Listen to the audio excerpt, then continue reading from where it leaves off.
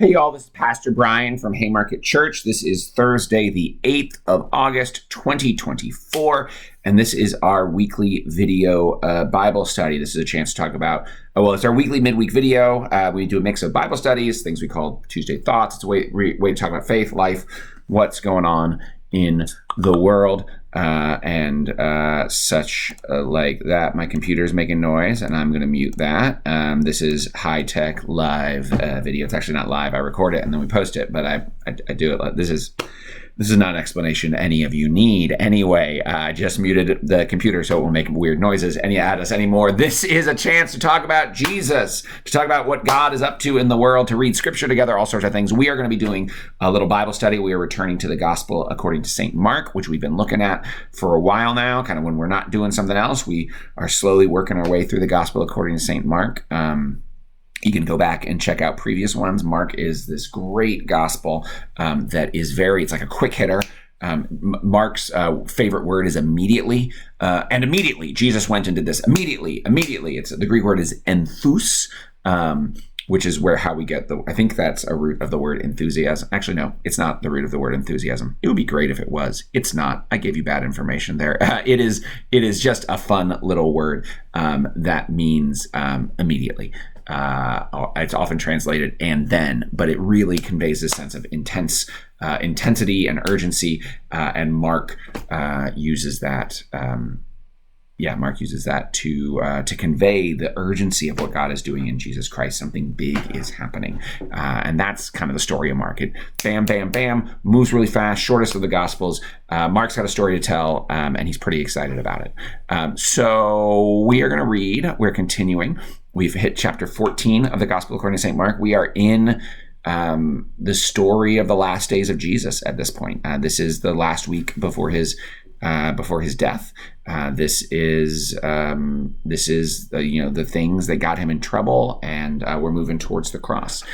So we're going to read Mark chapter 14, beginning in verse 1 and going through verse 9. It was 2 days before Passover and the festival of unleavened bread. The chief priests and legal experts, through cunning tricks, were searching for a way to arrest Jesus and kill him. Note that there are folks, and this is a thing that hangs over Mark and many of the Gospels, there are folks who are longing to do harm to Jesus, who are scheming, these folks, but they're wary of the crowds, right? But that's what the context of this story is, that the elites are looking for Jesus so that they can capture him and do harm to him, kill him, because they think he's trouble, because he thinks they might get him in trouble. Lots of reasons. He's a threat. But, and this is about these elites who are looking to capture Jesus, they agreed that it should not happen during the festival, otherwise there would be an uproar among the people. Again, Jesus is popular with the crowds, so they're trying to get rid of Jesus, but not in a way that gets the people mad, because then there'll be a riot, right? And that's not good either. Jesus was at Bethany, which is a town just outside of Jerusalem. He may have stayed there when he was visiting Jerusalem, at the house of Simon, who had a skin disease. So Jesus is staying with someone who's an outcast, right? Someone who has a skin disease. Other translations would refer to him as a leper or someone with leprosy. It's not like modern leprosy. It's better translated as a skin disease of some kind, but that would have made him unclean. People wouldn't have wanted to be with him. Jesus is staying with the outcast. That's who Jesus spends his time with. During dinner at Simon's house, a woman came in with a vase made of alabaster containing a very expensive perfume of pure nard. She broke open the vase and poured the perfume on his head. Some grew angry. They said to each other, "Why waste this perfume? The perfume could have been sold for almost a year's pay and the money given to the poor." And they scolded her. Jesus said, "Leave her alone. Why do you make trouble for her? She has done a good thing for me. You always have the poor with you, and whenever you want, you can do something good for them, but you won't always have me. She has done what she could. She has anointed my body ahead of time for the burial. I tell you the truth, that wherever in the whole world the good news is announced, what she's done will also be told in memory of her." So this is a great passage. First of all, there's this tension there. Jesus is leading a movement of the outcast. He's at the home of someone who's an outcast and the poor, and he's encouraging people to, he tells someone to sell all they have and give it to the poor, just a few chapters before this, right? Jesus is encouraging solidarity with the poor, care for the poor, feeding the hungry, doing justice for the oppressed. And so this woman's got this huge resource that she seems to, quote, waste on Jesus by pouring it over him. And people are upset. They're like, haven't you heard this is a movement of the poor? What are you doing? And there's this tension that we experience in faith between celebrating the moment and doing good for those who are in need, between living with joy for ourselves and caring for others, and between praising God and caring for the poor and the hungry. I mean, so an easy way to think about this is Jesus is God with us. So this is an act of praise to the one who is God with us, to God in the flesh. It's an act of praise to God. Churches gather for worship, and we spend money on worship. Like when people give to the church, we spend some of that money on communion bread, on rent for the space where we worship, for our online worship resources. And there's a way of reading Christian faith that says, hey, no, all the money we have should be given to the poor. We shouldn't invest anything in worship, right? We buy, like, we just bought our baptismal font broke, which was kind of random. It just is glass and just broke. I don't know what happened to it. So we bought a new one. It wasn't very expensive, but we spent money that the church has on this really beautiful bowl that I'm excited to use in worship to celebrate baptisms. We have... we buy bread and juice for communion. We have communion ware and cups. We have icons that are on our table. We have equipment that we need to worship, and audio equipment so people can hear during worship, which is a way of including people. And that's not just giving food to the hungry. And there are some people who are very judgmental of Christianity for not for spending money on worship. And what Jesus seems to say is actually, these are both things that are good. It is important to gather together for worship and in community, to praise the God who made us, to invest in the life of a community being together. I mean, the reality is so this is cynical, Brian, which you're going to hear just in a minute. Lots of people who say Christians, they give, they spend money on these frivolous things like worship, have a second home on the beach or in the mountains, right? Which is nothing wrong with that, right? But those who live in glass houses, right? Unless you are giving, do you spend money on food for yourself? Do you spend money on your home? Of course you do. We all do, right? And that's the other tension in this passage, right? There is a tension between take all you have and sell it and give it to the poor, which Jesus says to the rich young ruler, and the reality that we have to feed ourselves and clothe ourselves and care for ourselves and for our families, right? There is a line, and what the Jesus movement and what the story of Jesus in the Gospels invites us to do is we're challenged. I think what Jesus says is we are invited to give more of what we have away, more than is comfortable, right? Haymarket Church, a few years back, when we didn't really have room in the budget, we invested in this line item that we call our Community Blessing Fund, where we give a certain amount of money every month just away to a local nonprofit organization.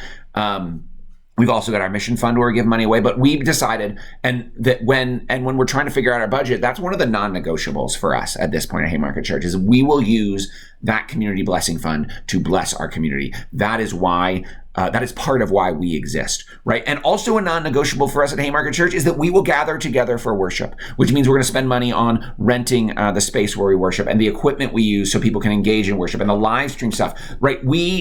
Those things are non-negotiables. And the figuring out in the middle is, how are we being challenged to give more of what we have away? How are we being challenged to live within our means, right? So for your personal life, right? Do we all need the jet setter, fancy vacation, right? I guess here, does anyone really need to be a billionaire? No. Okay. I'm just going to say that. And if that's a controversial take, it just kind of sounds like Jesus. And so you can take it up with Jesus. No one needs to be a billionaire. No one needs that much money. You can live without working in total luxury with a lot less than that. But that's not really a question for most of you. If you're listening to this video, I just doubt you're a billionaire. So that's not the question for us. The question for us is, how much is enough to save so I can, in our society with the way that our kind of system functions, I have to save money for retirement so that I can eat and have a home in retirement. But where's the line for me between saving and also giving, right? Our family is committed to tithing, to giving 10%, at least 10% of our income back to our local church. We're committed to helping out friends who are in need. And, if we've got a friend who's having a crisis, like we want to be able to send them like a DoorDash gift card or make them dinner. We're committed to supporting nonprofits that are working to do justice and supporting folks and giving money to causes that are working to fight against injustice and to feed folks who are hungry. Those are things our family's committed to do. And the challenge we have is like, where's the line, right? Where are we saving enough for college, right? Because my kids deserve to go to college, or at least I want them to have that option. Like it's something I feel called to. Saving enough for college and for retirement, and also like living life in joy now, right? Like taking advantage of the time when my kids are kids and they want to spend time with me. Kind of depends on the day. They're getting older to that age where they're like, we're done with you, Dad. Not the point. And also giving generously to those who are in need. Those are tensions that we have to wrestle with. And there are not easy answers. They're not obvious answers. I think the Christian practice of tithing is for me an obvious starting point in that practice of faithfulness. But there aren't obvious answers. They're not easy answers. And yet we're called to it. And so it is easy.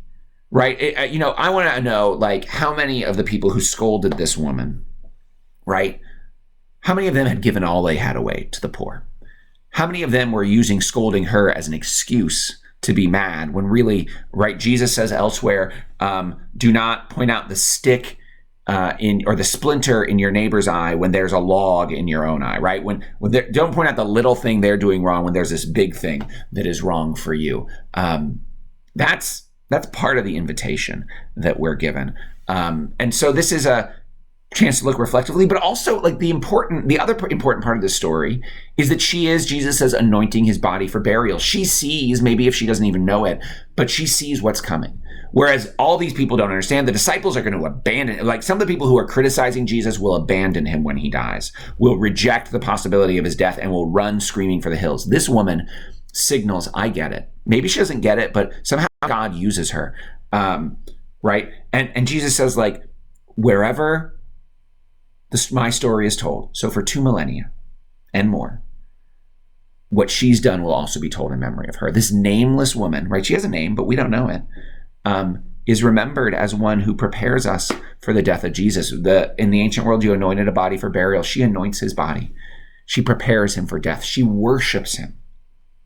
And so we are invited to live lives of abundant generosity that cares for the poor and feeds the hungry and welcomes the outcast. Jesus does that. And generosity that shares good meals with friends and that laughs and that loves, and generosity that worships God generously, that abounds in praise for God, that comes together in worship to sing songs of praise and feast at God's table and to break bread at dinners and lunches with people who also love Jesus, right? Like we're invited to this abundant life, and there's enough for us to do all those things. And we can't do all the things, but we can do all things, but not all. What I mean is we can live generously and we can live abundantly and we can praise God and we can live life that's good. And we have to make hard decisions. Like, you know what? Like, because my wife and I tithe, like we don't need to go like on a jet setting vacation every year. We can go to the beach with our kids and that's okay.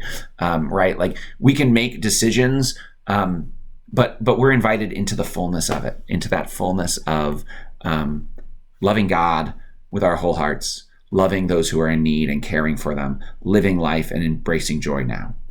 That's what this woman invites us to do, to embrace joy, to embrace life, to embrace love, to worship God in the midst of living for and caring for and serving others. That's the invitation and the challenge today. Peace. You are loved.